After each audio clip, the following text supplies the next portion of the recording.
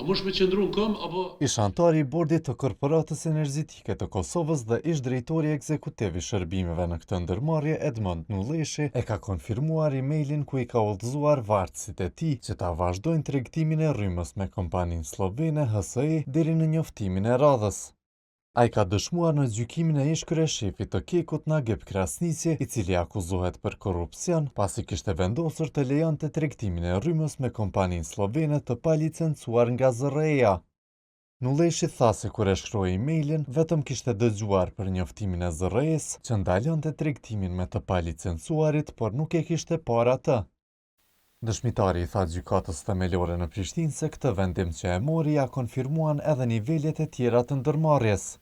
Kur veti s'kom pasgjë, po ndryshe është kërku nga unë e vendimi dhe vendim që e kom marrë është konfirmu pastaj edhe në nivel të kompanisë. Kur mbrojtja ja shfaqi dy kontrata ditore të blerjes së rrymës, një me HSI-n dhe tjetra me kompaninë Danske Commodities, dëshmitari tha se HSI-ja e dorëzoi rrymën në kufirin Kosovë-Mali-Zi, ndërsa kompania Danske e dorëzoi atë brenda Kosovës.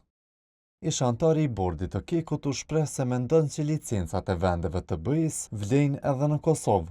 Pastaj, në bazë interpretimeve që kom pa, apo opinioneve ligjore që janë formuluar edhe në nivel të kompanisë, gjatë shkëmbimit të shkresave që ka pas me ZRE, ceket se kërkesa ligjore për licencim, përveç licencimit, e parashadhet të drejtën e njohjes së licencave në bazë të reciprocitetit me shtetet e Komunitetit Energjisë dhe Bashkimit Evropian, që është pjesë e Komunitetit Energjisë. Dëshmitari kur u pyet nga i akuzuari Krasniqi, pohoi se Keku importoi rrymë nga HSI-ja. Në rastin e blerjes nga HSI, Keku ka qenë importuesi në Shqipëri. Në këtë rast po. Sipas tij, Slovenia nuk kërkon licenca për të tregtuar rrymë, andaj as HSI-ja nuk kishte licencë tregtimi në shtetin ku e ka selin.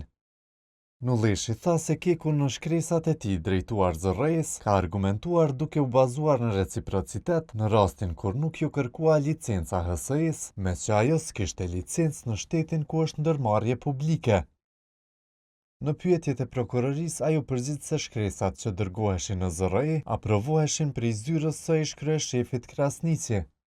Në akt akuzën e ngritur në gusht të 2024-s, prokuroria speciale pretendon se Krasniqi ja mundsoi kompanisë slovene Holding Slovenske Elektrane që të tregtojë energji pa pasur licencë në Kosovë, duke i shkaktuar dëm shtetit prej rreth 3.2 milion eurosh.